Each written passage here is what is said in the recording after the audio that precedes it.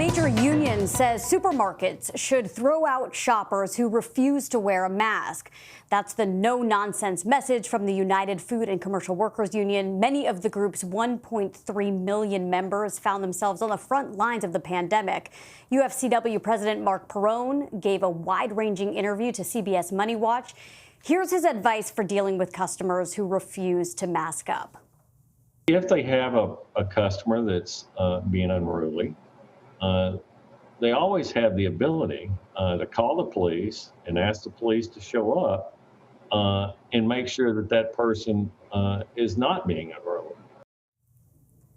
And for more, let's bring in Irina Ivanova. She's a reporter and video producer for CBS MoneyWatch. Irina, while mask wearing is for some a cultural wedge, Mr. Perrone has little patience for those who refuse to mask up in stores.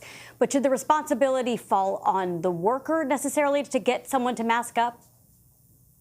Yeah, Laura, this has become a really heated issue. And one thing we saw, especially earlier this summer, when mask policies were more haphazard and more up to individual establishments, is a lot of stores would say things like, oh, we'd like our customers to wear masks, but we're not going to enforce it. We don't want our workers to be the quote unquote mask police.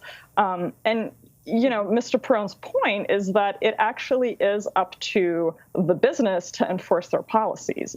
Something else that people have said is, you know, if you've ever gone into a store and seen a sign that says no shirt, no shoes, no service, it's the same kind of thing. They can set their own standards.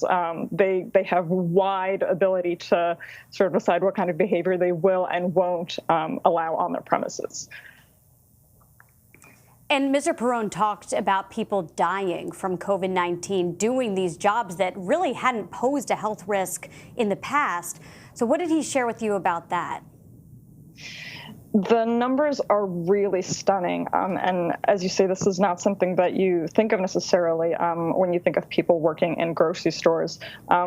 He told me, you know, he's been in the union for 45 years. And over that time period, he said he has heard of 2 grocery store workers who died on the job in 45 years. So far this year, more than 100 UFCW members have died from the virus. Of course, that doesn't count, you know, people who are not in the union, who are working in grocery stores in the food system elsewhere. He also said that, you know, about 35,000 of their members have either contracted the virus or had a family member fall ill from the virus. So this is really, you know, shedding light on some of these jobs that we didn't necessarily think of as hazardous jobs that have become hazardous just by virtue of you're having to come in contact with a lot of people. Yeah, those numbers are staggering. And you asked him if sick workers should be able to sue their employers. Let's listen to what he had to say about that. As long as an employer, okay, is in fact meeting the criteria that has been given out so far by the CDC and trying to meet that criteria, then they should be exempt. But I would submit to you that the court system is the last place that somebody can adjudicate this. So what does he mean when he says the court system is really the last resort for these kinds of labor disputes? Yeah, Laura, and this has become another issue. As I'm sure you know, a lot of business groups are saying the economy can't go back to normal unless you essentially ban these lawsuits that they're afraid of. Mark's point is that there's a whole lot of steps that have to happen before you even talk about lawsuits. You know, before you try to sue your employer and say, they didn't follow the law to keep me safe, there needs to be a law that keeps workers safe. There are other parts of the government that should be putting in place these regulations. And a criticism from many workers groups is that, say, OSHA, the Occupational Safety and Health Administration, which is the part of the Department of Labor whose job it is to protect workers at work, actually hasn't put in a lot of very strict guidance. You know, they have put out guidelines for workplaces, and a lot of them are phrased as suggestions, you know, do distancing if possible, try to do this.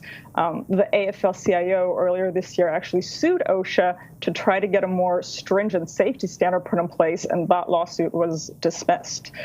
So this is, you know, there has been a lot of attention to lawsuits, but I think he made the point that there hasn't been maybe enough attention to other steps that the government should be taking to keep workers safe.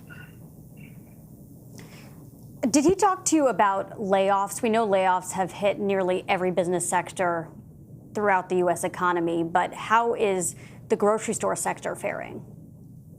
Yeah, the grocery store sector is in a really interesting place because it's actually doing very well right now. According to government data, there's about 35,000 more people employed in grocery stores today than there were in February.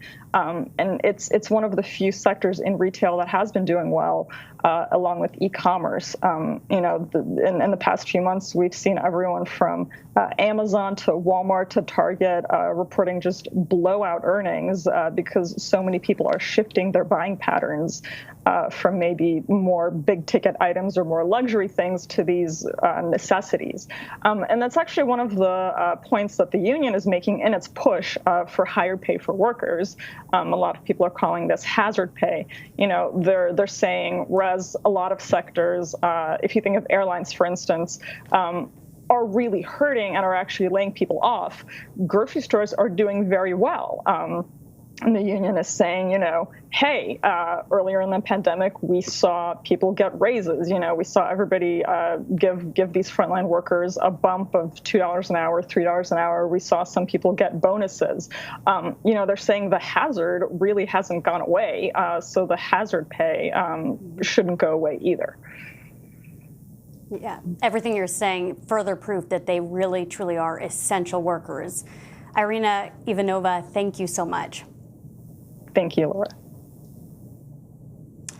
And you can read Irina's full interview with United Food and Commercial Workers Union President Marc Perrone on CBSNews.com.